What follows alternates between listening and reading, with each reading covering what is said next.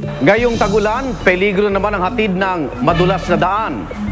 Ito ang aksidenteng inabutan ng rescue sa Pasong Tamo Extension sa Makati. Isang kotse sumalpok sa isang motorsiklo.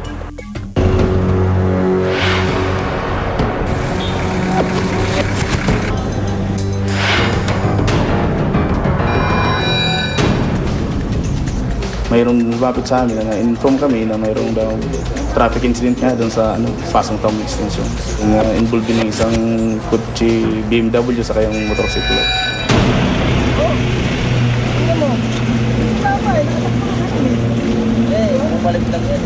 Kaya nga. Palabas na yung motor, naka-ano na. Tapos biglang narurot yung kotse. Binundol niya. Tapos umikot, tinakbuhan niya.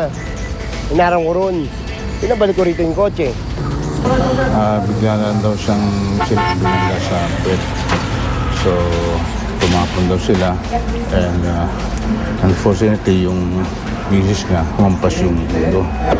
And the damage, nagkaroon ng cut. Tapos yung leg yata, hindi na may galaw. Yung isa kong kasama, pina-assist ko yung crowd doon. Tapos ako, humanap ako ng telepono kasi niya. Na lang ako, relay sa ambulance. Kasi maraming doon, kailangan unahin na para mabigyan ng first aid tong babae. Kasi pag ganyang insidente, hindi namin pinapagalaw yung mga ganyang na aksidente dyan na nakahiga kasi baka lalong mano yung fracture. First, when we accepted the call, ang ginawa namin ay in-assess ng dispatcher namin kung ano yung location, kung ilan yung patient involved, kung ano oras nangyari, kung ano yung mga involved na sasakyan. So, dito pa lang sa base namin, was sinabi sa amin ng dispatcher namin na ang case nyo is vehicular accident, nakabulagta o nabalian. Dito pa lang, prepared na namin ang mga gamit namin. Para pagdating namin sa area, ready na kami.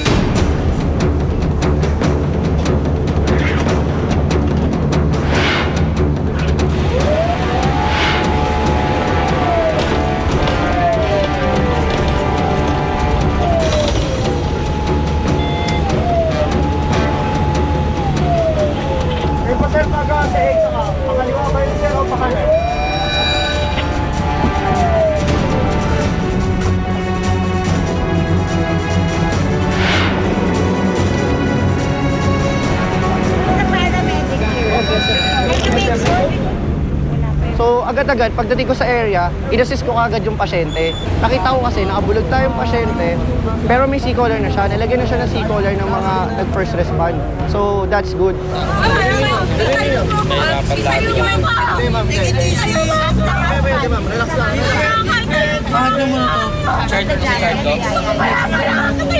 Just relax, babe. Calm down. Ginawa ko yung leg niya para ma-secure ko kasi yung patient ko is nagwawala. And then nalaman ko na alcohol intoxicated pala siya. Dahil nung tinanong ko siya, nung una hindi siya nagsasalita. Pero naamoy alak siya, then inas ko siya kung nakainom siya. Inamin niya naman na nakainom siya.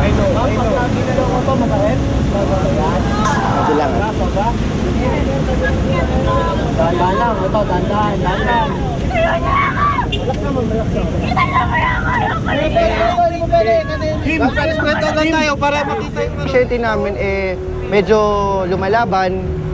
Ginawa ko na lang is pinakalma ko na lang siya. Sinabi ko na sa kanya na andito kami para tulungan siya. Kaya kalmado ka lang, sabi namin gano'n sa kanya. Kasi ang nangyari po kasi, kung hindi po natin siya pakakalmahin, hindi po namin ma-assist maigi yung pasyente.